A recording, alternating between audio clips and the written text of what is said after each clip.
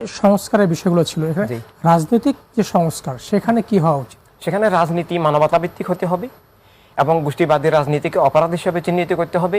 ক্ষমতাসীন গোষ্ঠী কোনো দল তার মতপথ চাপিয়ে দেওয়াকে মানবতা বিরোধী, জীবন বিরোধী অপরাধ হিসেবে গণ্য করতে হবে।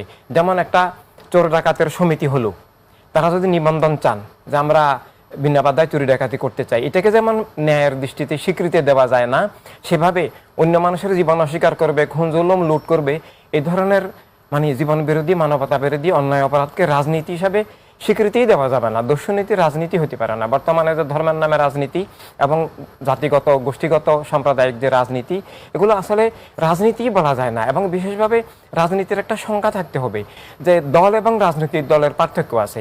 আমি কৃষক, শ্রমিক বা শিক্ষক, ছাত্র যাই হই, বা আমি বণিক হই, আমার বণিক সমিতি করতে পারে, কৃষক সমিতি করতে পারি, আমি বা আমার ধর্মের আমি একটা দল করতে পারি, আমার ধর্মের অনুষ্ঠান, ধর্মের প্রচার, ধর্মের সুরক্ষার জন্য আমি ধর্মের নামে একটা দল করতে পারি, কিন্তু সেটা রাজনৈতিক দল হবে না। কারণ রাষ্ট্র একক ধর্মের নয়, একক গোষ্ঠীর নয়, কেবল কৃষকেরও নয়, কেবল ছাত্রেরও নয়।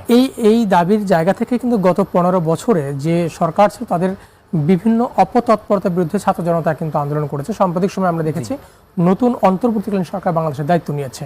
আমরা অনুষ্ঠানে প্রায় শেষ পর্যন্ত চলে এসেছি। এই অন্তর্বর্তীকালীন সরকারের যে রাষ্ট্র কাঠামো নিয়ে তারা কাজ করছে সে বিষয়ে আপনার মন্তব্য কি বা আপনার পরামর্শ? আমরা অনেক আন্দোলন করেছি গণতন্ত্র আসার জন্য, যেন আমরা সত্য, মিথ্যা, ন্যায়, অন্যায় যা কিছু আছে মানুষের কাছে তুলে দিতে পারি। কিন্তু এখন একটা সুযোগ এসেছে, সেটা অন্তর্বর্তীকালীন সরকার যদি মানবতা রাজনীতির সুযোগ দেন, প্রবর্তন করেন এবং গোষ্ঠীবাদী রাজনীতিকে তারা যদি সাংবিধানিকভাবে নিষিদ্ধ করেন। এখানে আসলে কোনো দলমত নিষিদ্ধ নয়, এখানে হচ্ছে যে জীবনকে স্বীকার করা, যে জীবন ভিত্তিক হতে হবে, মানবতা ভিত্তিক হতে হবে। রাষ্ট্রের উপরে কেউ কোনো ধর্ম বা কোনো মতবাদ চাপিয়ে দিয়ে রাষ্ট্রকে এক গোষ্ঠীর জবরদখল করতে পারবে না। একটা রাস্তা যেমন সবাই হাঁটবেন, কেউ যদি বলে আমি হাঁটবো কেবল আমার ইচ্ছা মতো চলতে হবে, এটা এভাবে তো হলো না। কেউ কারো ইচ্ছা মতো চাপিয়ে দিয়ে সবার প্রভু বনে যাবে আর সবাইকে কৃতদাস বানিয়ে ফেলবে। কেউ যদি ওনাদের বিরোধিতা করেন, সেটাকে রাষ্ট্রদ্রোহী বলে ওনাকে দণ্ড দিবেন। যেন আমাদেরকেও দণ্ড দেওয়া হয়েছিল। আমরা গত নির্বাচনের আগে আমরা অনেক দাবি করেছি সরকারের কাছে, সরারদি ময়দানে আমরা জনসভা করেছি যে সুষ্ঠু নির্বাচনের জন্য দুইটা শর্ত প্রয়োজন, নিরাপত্তার জন্য সেনাবাহিনীর তত্ত্বাবধানে নির্বাচন হোক, এভাবে সামগ্রিক যে নিরাপত্তা, সংসদ ভেঙে এলাকায় যদি সংসদ ক্ষমতায় থাকেন, সংসদ বহাল থাকে, তাহলে পুলিশ প্রশাসন সবকিছু ওনার হাতে থাকে, নিরাপদে ভোট দেওয়া যায় না। তো সংসদ ভেঙে, সংসদ বিলোপ করে এবং সেনাবাহিনীর তত্ত্বাবধানে আজকে যেই ম্যাজিস্ট্রেসি পাওয়ার দিয়েছে, এই পাওয়ার সহকারে ওনারা দর্শক হিসেবে বসে থাকলে কোনো লাভ নেই।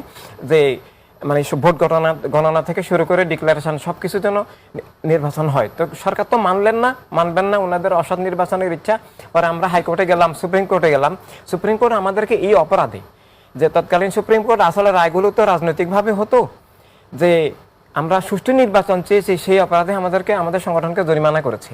এই ছিল অবস্থা। তো সেখান থেকে মুক্তির জন্য আমরা সংগ্রাম করেছি। অনেক মানুষ, দেশের কোটি কোটি মানুষের সংগ্রামের ফসল আজকের এই ইন্টারিম সরকার। এবং আমাদের ওনাদের কাছে দাবি, অনুরোধ, আবেদন থাকবে যেন আবার গণতন্ত্র প্রতিষ্ঠিত হয়, সুষ্ঠু নির্বাচন হয়, সবাই ভোট কেন্দ্রে যেতে পারে। বিশেষভাবে এমন একটা সিস্টেম আবিষ্কার করা উচিত যেন আমরা মোবাইলে, যেমন আমরা এখন টাকা লেনদেন করছি বিকাশ বিভিন্নভাবে, যেন আমি ঘরে বসে আমার একটা কোড ওয়ার্ড, আমার একটা পাসওয়ার্ড থাকবে, সেটা দিয়েই আমি আমার নির্দিষ্ট মার্কায় ভোটিং দিয়ে দিতে পারবো।